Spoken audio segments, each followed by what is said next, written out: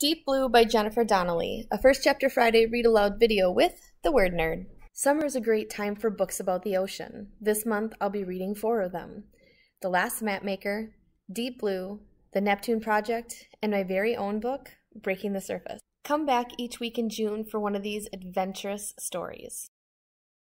Today, as you listen, watch for the story quote that will appear on screen. Write it down, word by word, and then follow the instructions given to you by your teacher. Hi, my name's Amanda Ziba. Welcome to my channel, Learning with the Word Nerd, and another First Chapter Friday video. This week I'm going to be reading to you from Deep Blue by one of my favorite authors, Jennifer Donnelly. This book is the second in my summer series of ocean books, and it's also the first book in the Waterfire Saga, which is a 4-book series all about the characters we'll learn about in this story. I'm going to read you the inside cover so you know what this book's about, then I'm going to tell you a few interesting things about the story, and then we will dive right into Chapter 1. Serafina, daughter of Isabel, Queen of Miramara, has been raised with the expectation and burden that she will someday become the ruler of the oldest civilization of merfolks. On the eve of the Dokimi ceremony, which will determine if she is worthy of the crown, Sera is haunted by a strange dream that foretells the return of an ancient evil.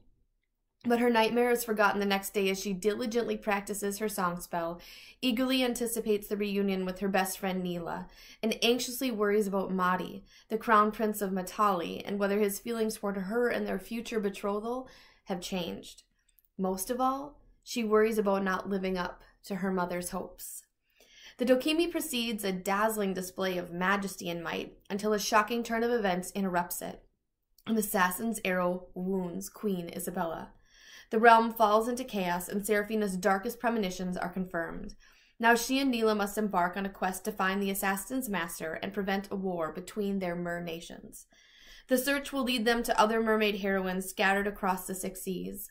Together they will form an unbreakable bond of sisterhood as they uncover a conspiracy that threatens their world's very existence. All right, this book is published by Disney Hyperion, and I always love reading books published by them because they take the book to the next level through their beautiful book design. So you can see right here on the inside cover, we have a gorgeous map. I always love books with maps. It's probably the social studies minor nerd in me. But there's just so many lovely details as you read the story that just make the experience even better. So like when we look, something as simple as you think like page numbers on the bottom. Nope, they do something a little bit different. They put it right here on the side. And it's not a really big deal, but the beauty of the reading experience is totally enhanced when you read this story. So like I said, we're going to dive right in. Chapter 1, Deep Blue by Jennifer Donnelly. Prologue. Prologue is something that comes just right before the story. It's important information that the reader needs to know before they get going on their story journey. Deep in the Black Mountains, deep in the Romanian night, deep beneath the cold, dark waters of the ancient Olt, the river witches sang. Daughter of Marrow, leave your sleep, the ways of childhood no more to keep. The dream will die, a nightmare rise. Sleep no more, child. Open your eyes. From her place in the shadows, the elder Baba Vraja watched the blue water fire, her bright eyes restive and alert. Vino un rao orate te, she muttered in her old tongue language. Come, evil one, show yourself. Around the water fire, 8 river witches continued their song, hands clasped as they swam, counterclockwise in a circle, their powerful tails pushing them through the water. Daughter of Marrow, chosen one, the end begins. Your time has come. The sands run out, our spell unwinds. Inch by inch, our chant unbinds. Vendia voluvo vin, Vraha growled, drawing closer to the circle. Tu esi langra, te simit. Come, devil, come, you're near, I feel you. Without warning, the water fire rose, its flame licking out like serpents' tongues. The witches bowed their heads and tightened their grip on one another's hands. Suddenly, one of them, the youngest, cried out. She doubled over as if in great pain. Vraja knew that pain. It tore inside like a sharp silver hook. She swam to the young witch. Fight it, Draga, she told her. Be strong. I can't. It's too much. Gods help me, the witch cried. Her skin, the mottled gray of river stones, paled. Her tail thrashed wildly. "Fight it! The circle must not break! The Ely must not falter!" Vraja shouted. With a wrenching cry, the young witch raised her head and wove her voice once more into the chant. As she did, colors appeared inside the water fire. They swirled together, coalescing into an image. A bronze gate, sunk deep under water and crusted with ice. A sound was heard, the sound of 1,000 voices, all whispering. Shorkareth, Amitagor, Apetion. Behind the gate something stirred as if waking from a long sleep. It turned its eyeless face to the north and laughed. Skoreth, Amitagor, Apetion. Vraja swam close to the water fire. She shut her eyes against the image, against the evil and the fear, against the coming blood-red tide. She dug deep in herself and gave all she had, all that she was, to the magic. Her voice strengthened and rose above the others, drowning out the whispering, the cracking of the ice, the low, gurgling laughter. Daughter of Marrow, find the 5, brave enough to keep hope alive, one whose heart will hold the light, one possessed of a prophet's sight, one who does not yet believe, thus has no choice but to deceive, one with spirit sure and strong, one who sings all creatures' songs. Together find the talismans belonging to the 6 who ruled, hidden under treacherous waters after light and darkness dueled. These pieces must be not untied, not in anger, greed, or rage. They were scattered by brave Marrow, lest they unlock destruction's cage. Come to us from seas and rivers, become one mind, one heart, one bond, before the waters and all creatures in them are laid to waste by Abaddon. The thing behind the bars screamed with rage. It hurled itself against the gate. The impact sent shockwaves through the water fire into the witches. The force tore at them viciously, threatening to break their circle, but they held fast. The thing thrust a hand through the bars as if it wanted to reach inside Vraja and tear out her heart. The water fire blazed higher, and then, all at once, it went out. The thing was gone. The river was silent. One by one, the witches sank to the riverbed. They lay on the soft mud, gasping. Eyes closed, fins crumpled beneath them. Only Vraja remained floating where the circle had been. Her wrinkled face was weary, her old body bent. Strands of gray hair loosed from a long braid twined like eels around her head. She continued the chant alone, her voice rising through the dark water, ragged but defiant. Daughter of Marrow, leave your sleep, the ways of childhood no more to keep. Wake now, child, find the 5, while there's time, keep hope alive. Wake now, child, find the 5, while there's time, keep hope alive. Wake now, child. Chapter 1. Wake up, child. Suffering Circe, I've called you 5 times. Have you sand in your ears this morning? Serafina woke up with a gasp. Her long copper-brown hair floated wildly around her face. Her eyes, dark green, were fearful. That thing in the cage, she could still hear its gurgling laughter, its horrible screams. She could feel its cunning and its rage. She looked around her, her heart pounding, certain it was here with her, in this room. But she soon saw that there was no monster in her room. Only her mother, who was every bit as terrifying. Lolling in bed, today of all days. The Dokimi is tonight, and you have so much to do. La Serenissima Regina Isabella, ruler of Miramara, was swimming from window to window, throwing open draperies. Sunlight filtered through the glass panes of the waters above, waking the feathery tube worms clustered around the room. They burst into bloom, daubing the walls yellow, cobalt, blue, and magenta. The golden rays warmed fronds of seaweed anchored to the floor. They shimmered in the glass of a tall, gilt mirror and glinted off the polished coral walls. A small green octopus that had been curled up at the foot of the bed, Serafina's pet, Sylvester, darted away, disturbed by the light. "Can't you cast a song spell for that, Mom?" Serafina asked, her voice raspy with sleep. "Or ask Tavia to do it?" "I sent Tavia to fetch your breakfast," Isabella said, "and no, I can't cast a song spell to open draperies, as I've told you 1,000,000 times. "Never waste magic on the mundane," Serafina said. Exactly. Now do get up, Serafina. The Emperor and Empress have arrived. Your ladies are waiting for you in your antechamber.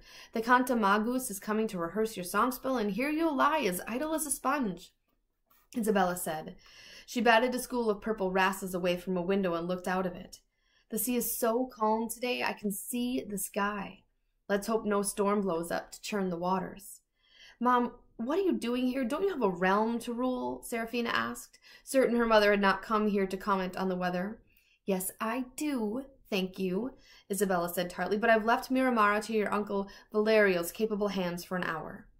She crossed the room to Serafina's bedside, her gray sea-silk gown swirling behind her, her silver scales gleaming, her thick black hair piled high in her head. Just look at all these conchs, she exclaimed, frowning at the pile of white shells on the floor by Serafina's bed. You stayed up late last night listening, didn't you? I had to, Serafina said defensively. My term conch on Mero's progress is due next week. No wonder I can't get you out of bed, Isabella said. She picked up one of the shells and held it to her ear. The Merovingian Conquest of the Barons of Thera by Professor Giovanni Bolla, she said, and tossed it aside. I hope you didn't waste too much time on that one. Bolla's a fool. An armchair commander. He claims the Opafago were contained by the threat of sanctions. Total bilge. The Opafago are cannibals, and cannibals care nothing for decrees. Mero once sent a messenger to him to tell him they were being sanctioned, and they ate him. Serafina groaned. Is that why you're here? It's a little early in the day for a lecture on politics. It's never too early for politics, Isabella said. It was encirclement by Miramar's soldiers, the Aquaguieri, that best defeated the Opafago. Force, not diplomacy. Remember that, Sera. Never sit down at the negotiating table with cannibals, lest you find yourself on the menu. I'll keep that in mind, Mom, Serafina said, rolling her eyes. She sat up in her bed in an enormous ivory scallop shell and stretched. One half of the shell, thickly lined with plump pink anemones, was where she slept. The other half, a canopy, was suspended on the points of 4 tall turritella shells. The canopy's edges were intricately carved and inlaid with sea glass and amber. Lush curtains of jopweed hung down from it. Tiny orange gobies and blue-striped dragonettes darted in and out of them. The anemone's fleshy fingers clutched at Serafina as she rose. She pulled on a white sea-silk robe embroidered with gold thread, kepi's shells, and seed pearls. Her scales, which were the bright winking color of new copper, gleamed in the underwater light. They covered her tail and torso and complemented the dark copper shade of her hair. Her coloring was from her father, Principe Consort Bastian, a son of the noble house of Caden in the Sea of Mara. Her fins, a soft coral pink with green glints, were supple and strong. She had a lithe body and graceful movements of a fast, deep-sea swimmer. Her complexion was olive-hued, with usually flawless, but this morning her face was wan, and there were dark smudges under her eyes. What's the matter? Isabella asked, noticing her pallor. You're white as a shark's belly. Are you ill? I didn't sleep well. I had a bad dream, Serafina said, as she belted her robe. There was something horrible in a cage, a monster, and I wanted to get out, and I had to stop. It wanted to get out, and I had to stop it, but I didn't know how. The images came back to her as she spoke. They were vivid and frightening. Night terrors, that's all, her mother said. Bad dreams come from bad nerves. The Ilai were in it. The river witches. They wanted me to come to them, Serafina said. You used to tell me stories about the Ilai. You said that they were the most powerful of our kind, and if they ever summon us, we have to go. Do you remember? Isabella smiled. A rare occurrence. Yes, but I can't believe you do. I told you those stories when you were a tiny merle, to make you behave. I said the Ilai would call you to them and box your ears if you didn't sit still, as a well-mannered principessa of the house of Mero should. It was all froth and sea foam. Serafina knew the river witches were only make-believe, yet they'd seemed so real in her dream. They were right there, right in front of me, so close I could have reached out and touched them, she said. But then she shook her head at her foolishness. But they weren't there, of course, and I have more important things to think about today. Indeed you do. Is your song spell ready? Isabella asked. So that's why you're here, Serafina said archly. Not to wish me well or talk about hairstyles or the crown prince or anything normal mothers would talk about with their daughters. You came to make sure I don't mess up my song spell. Isabella fixed Serafina with her fierce blue eyes. Good wishes are irrelevant. So are hairstyles. What is relevant is your song spell. It has to be perfect, Sera. It has to be perfect. Sera worked so hard at everything she did, her studies, her songcasting, her equestrian competitions, but no matter how high she aimed, her mother's expectations were always higher. I don't need to tell you that the courts of both Miramaro and Matali will be watching, Isabella said. You can't afford to put a fin wrong, and if you won't, and you won't, as long as you don't give in to your nerves. Nerves are the foe. Conquer them or they'll conquer you. Remember, it's not a battle or a deadlock in Parliament. It's only a dokimi. Right, Mom. Only a dokimi, said Serafina, her fins flaring. Only the ceremony in which Alethea declares me of the blood, or kills me. Only the one where I have to songcast as well as the Canta Magus does. Only one where I take my betrothal vows and swear to give the realm a daughter someday. It's nothing to get worked up about. Nothing at all. An uncomfortable silence descended. Isabella was the first one to break it. One time, she said, I had a terrible case of nerves myself. It was when my senior ministers were aligned against me on an important trade initiative and... Serafina cut off her mother angrily. Mom, can you just be a mom for once? And just forget you're the Regina? She asked. Isabella smiled sadly.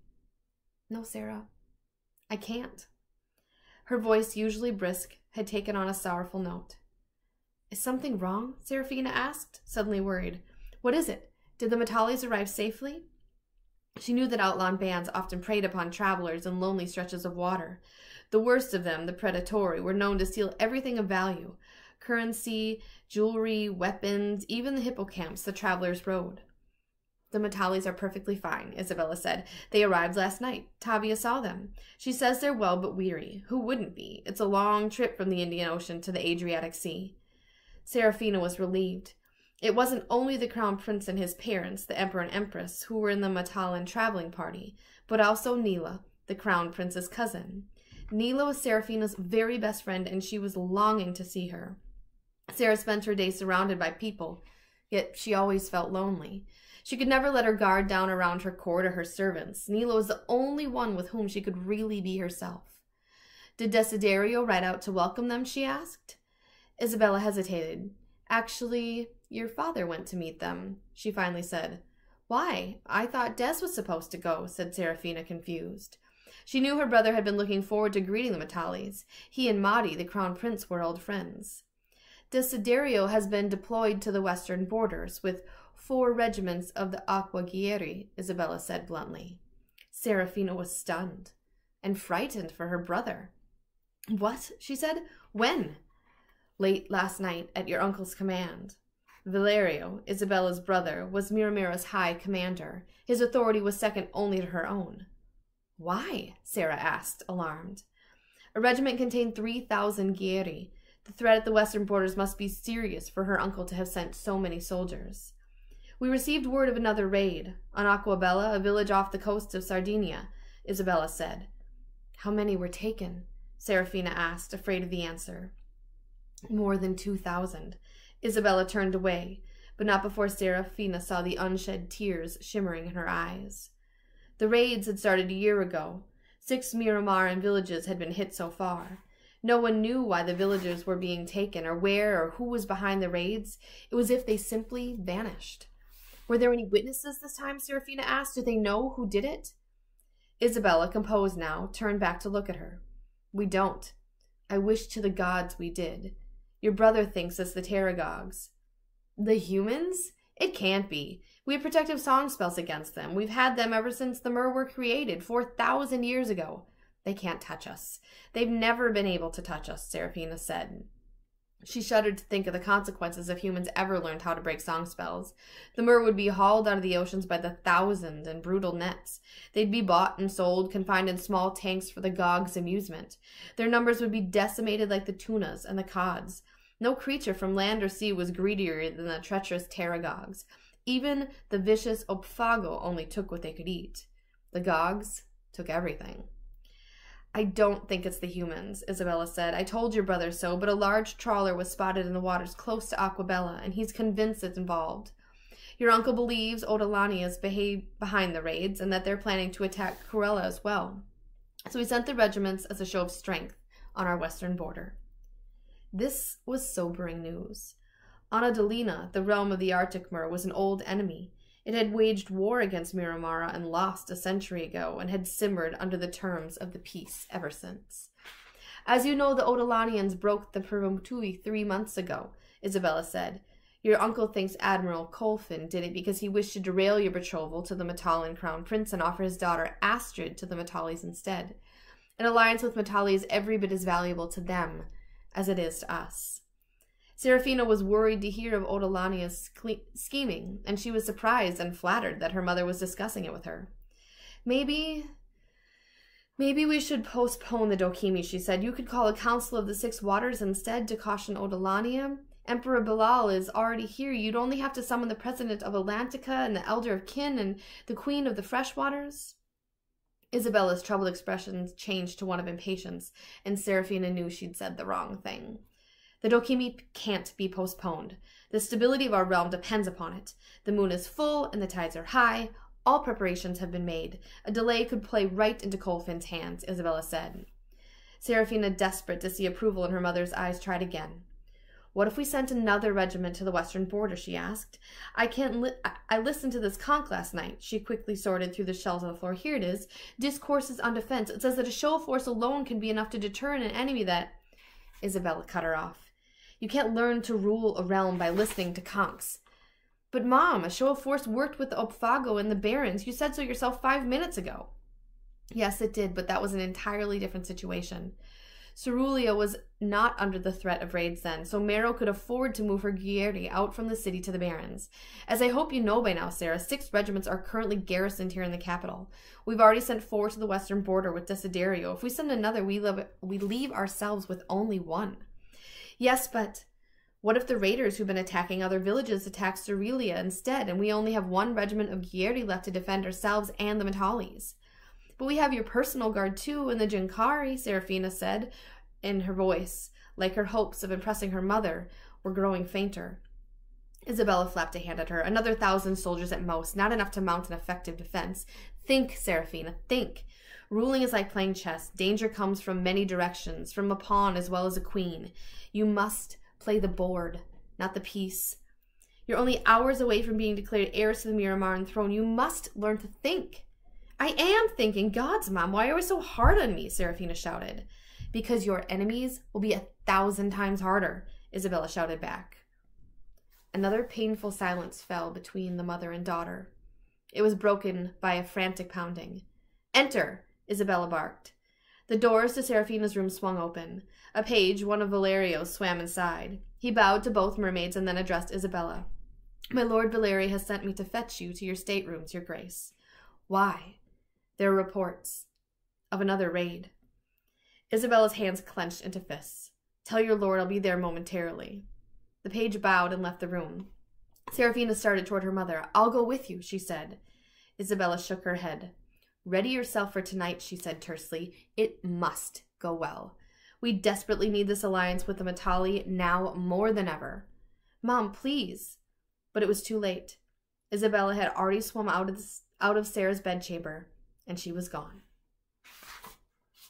If you want to know what happens next in Deep Blue, make sure that you pick up a copy and keep reading. You can get it from your school library, purchase one from your local indie bookstore, or if you can't find it there, you can grab it from the link down in the description box. Make sure you check out the rest of the ocean-themed books that I'm reading to you all this month, and many of the other videos on my channel. First Chapter Fridays, Brain Breaks, all sorts of goodness for you there. Happy reading, and I'll see you again next time. To continue reading Deep Blue and the rest of the books in the Waterfire Saga, pick up one from your school library, local indie bookstore, or grab them via the link in the description box. Then be sure to check out the rest of the great First Chapter Friday videos I have for you on my channel. This week's mystery quote says, "Whatever you can do or dream you can do, begin it. Boldness has genius and power and magic in it." If you love this story by Jennifer Donnelly, check out the 2 others I have on my channel as well. The video read aloud of Stepsister also has an interview with the author. Remember to come back each week in June for more oceanic adventure stories. And don't forget to subscribe. I'll see you here again next time.